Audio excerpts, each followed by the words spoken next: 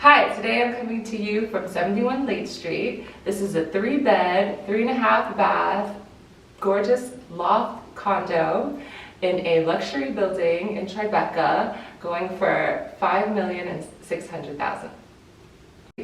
With not a lot of inventory on the market right now and not a lot of options for buyers, renovation homes still seem to be a very tempting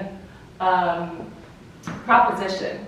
However, in the New York City market, is it worth the hassle? In most other places, the calculation is very easy.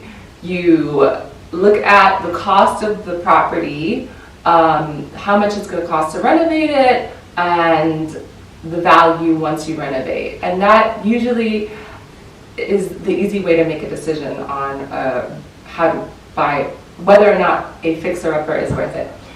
However, in New York, not only does labor cost more, and you need a lot of different permissions from buildings to get work done, we are now in a situation with supply chain issues where materials and appliances and those sort of things can take longer to receive. And the question then becomes more so, the cost of renovation is the amount of time that it's going to take for the renovation to be completed worth all the effort.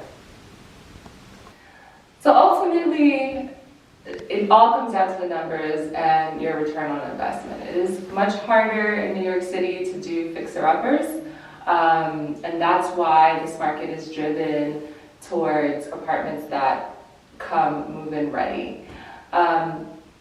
If you have any other questions on whether the value of a home is worth the renovations, definitely feel free to reach out. As always, I'm here to help.